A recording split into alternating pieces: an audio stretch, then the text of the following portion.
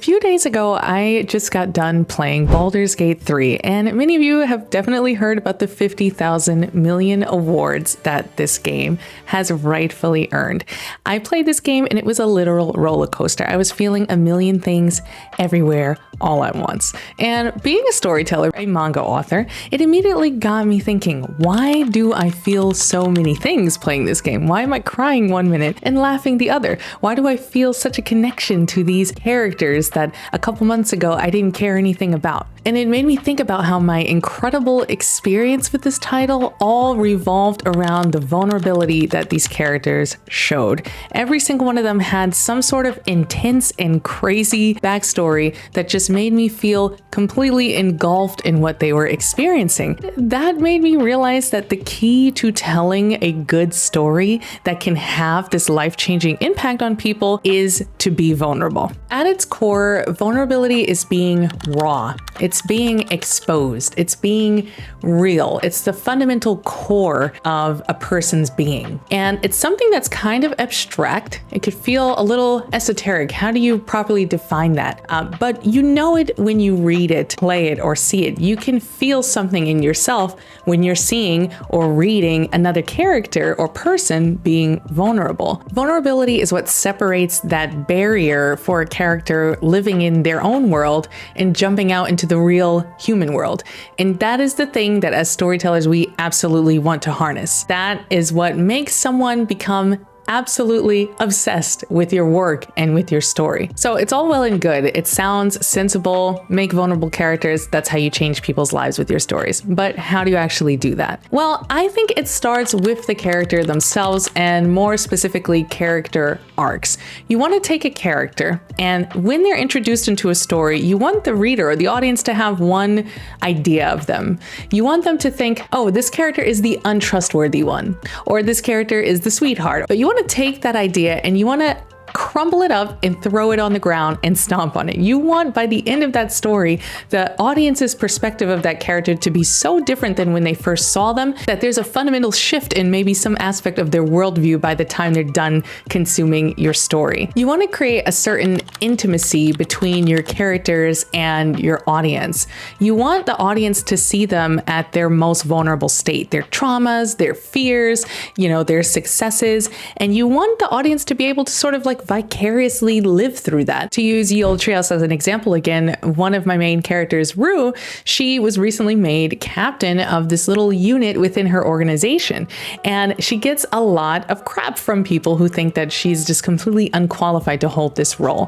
So this is an aspect of vulnerability within her character. How can I be the captain of a squad if I am ill prepared and all of my peers think I am too? So that's kind of setting the seeds. It's kind of setting a foundation, a framework for a narrative exploration of vulnerability for her character. And I know that's something that a lot of people can relate to. And so this will up the stakes with her narrative arc as a character. So characters are not the only way that you can create vulnerable storytelling, but they are the driver for the actions that occur in the story that can create vulnerable storytelling. So for example, the decisions and the things that a character goes through inform what they do. It informs what happens in the story, which moves the narrative to different places. So when you expose a character's vulnerability and then you go and place that character in situations that test it or expose it even further, that's where you create these twists and turns and heart-pulling moments in your story that keep up the emotional stakes, that build those memorable moments that connect the audience to your story. So everything is really character-centric,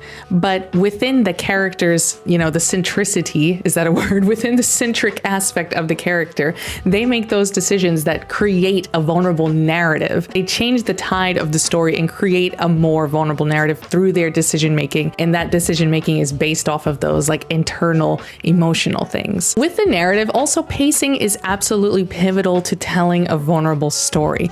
When you sort of drip feed certain aspects of a character's personality or certain events that a character has been through and reveal them in due time time in your story, that kind of opens up this other world, you know, and drives that vulnerability of that character home even further. If you have a character that's known for being like a brave warrior and is always jumping in front of everyone else when there's a conflict or a fight, and then suddenly you realize that, you know, something happened when they were a child and it traumatized them, and, you know, perhaps they vowed to like always protect the ones they love. I know that's so incredibly cliche, but what I'm getting at here is when you drip feed those sorts of details, you really drive the vulnerability home. It fosters a really strong connection between the audience and that particular character, because they realize, oh wow, this is how it impacted them, this is how it changed them. One of the major themes of my manga, OLDE Treehouse, is living up to predetermined expectations. And I know so many of us out there, especially as younger folks, can relate to this idea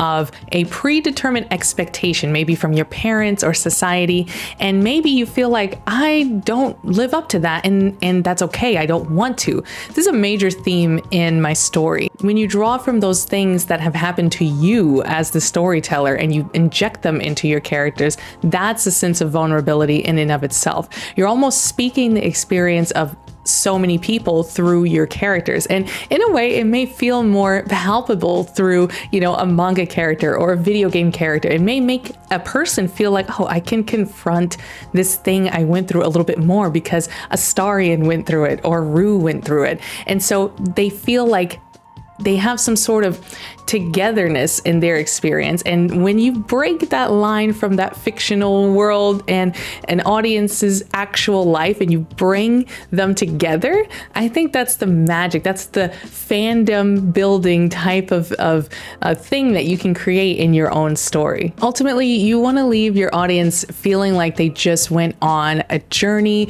or an emotional roller coaster or just overcame something substantial with their friends or their family or their loved ones. You want to give them that impact. You want them to cheer and root for, or not cheer and not root for your characters. And you can do that by really tapping into the emotional states and the vulnerable states of your characters.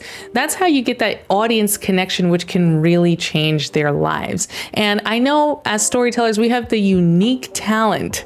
I use that word loosely because I know some people don't like it, but we have the unique ability to really take our imagination and our thoughts and craft something that can have a real tangible effect and a real tangible change on people's lives. And I don't take that lightly at all. When I write my stories, I think about this from top to bottom. And that's really how you create tales that last far beyond when you first release them out into the world. So I hope you enjoyed this video. I hope maybe it provoked some thoughts. I'd love to know some of your thoughts about some storytelling techniques that you can use to have profound impacts on your audience, because I do think as storytellers, that is our job. And of course, until next time, I will see you later. Bye.